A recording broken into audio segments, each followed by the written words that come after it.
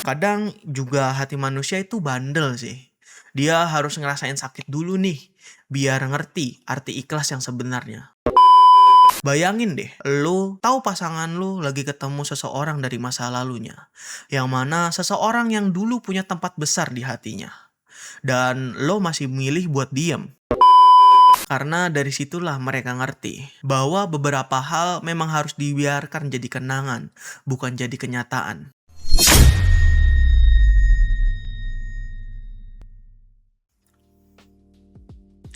Mau seberapa berantakan hasil di masa sekarang, kalau emang di masa lalu masih ada yang belum tuntas, maka kembalilah sejenak.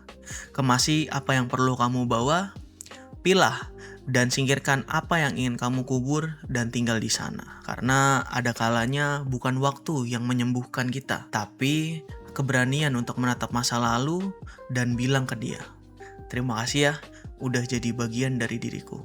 Ya, film yang mau kita bahas kali ini judulnya Past Life.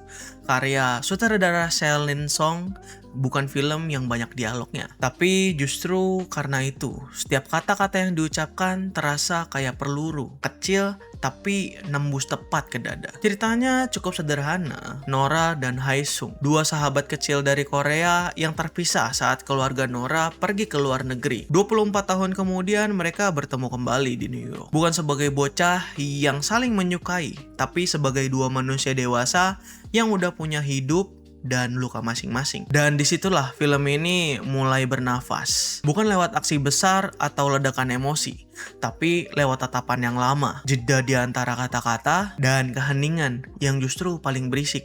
Gue kan pernah bilang ya, cinta pertama itu kutukan.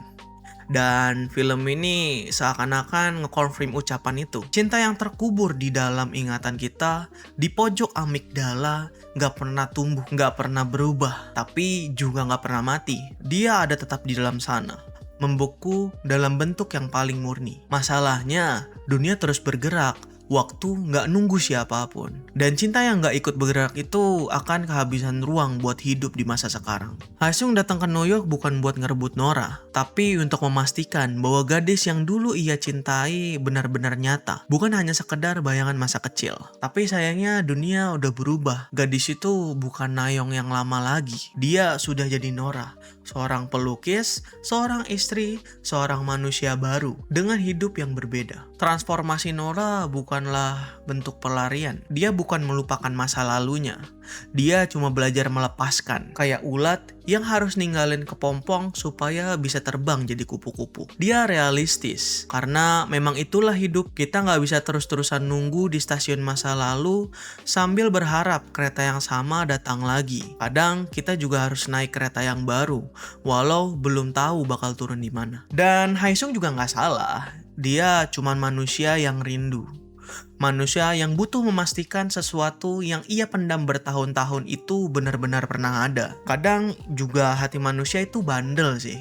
Dia harus ngerasain sakit dulu nih, biar ngerti arti ikhlas yang sebenarnya. Yang paling bikin gue terenyuh dari film ini adalah bukan cuma Nora dan Haesung, tapi juga Arthur. Ya, suami Nora. Arthur bukan sosok yang posesif atau cemburu buta. Dia tenang, dia ngasih ruang. Bayangin deh, lu tahu pasangan lu lagi ketemu seseorang dari masa lalunya, yang mana seseorang yang dulu punya tempat besar di hatinya. Dan lo masih milih buat diem, buat ngasih dia waktu, beresin masa lalunya sendiri. Itu bukan kelemahan, itu bentuk cinta yang paling matang. Cinta yang ngerti bahwa kadang kita nggak bisa nyembuhin luka orang lain, tapi bisa nemenin mereka buat sembuh. Momen Nora berdiri depan pintu, nangis setelah nganter Haesung pulang, itu bukan tangisan sedih, tapi tangisan lega. Tanda bahwa akhirnya dia udah berdamai. Bukan dengan Haesung, tapi dengan dirinya sendiri.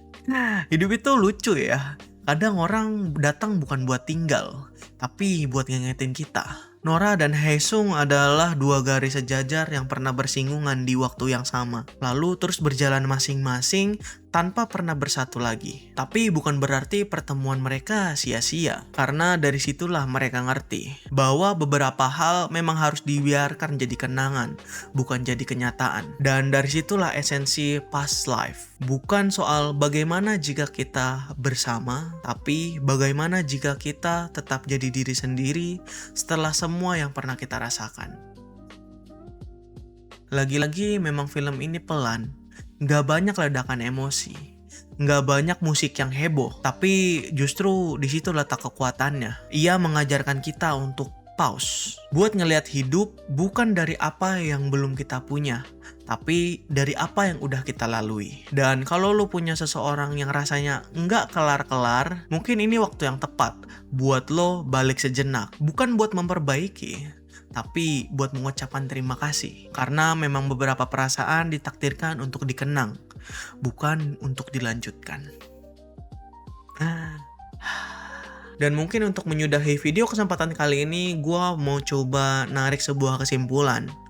Yang mana di kehidupan ini kita cuma bisa memilih siapa yang kita genggam, bukan siapa yang mau datang lebih dulu. Dan kadang mencintai seseorang bukan berarti memiliki, tapi berani melepaskan. Oke, gue lagi mencoba untuk produktif buat bikin konten-konten fresh setiap harinya. Gue juga kadang suka live streaming sih di jam 7 malam hampir setiap hari. Buat lu yang suka konten-konten storytelling kayak gini, coba klik tombol like dan subscribe channel ini, dan coba share ke teman lu kalau lu merekomendasikan konten-konten gua. Coba komen di bawah.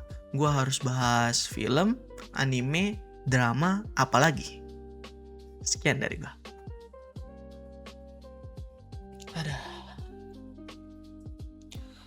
Damai sih, cuman ya sepi aja, nggak tahu.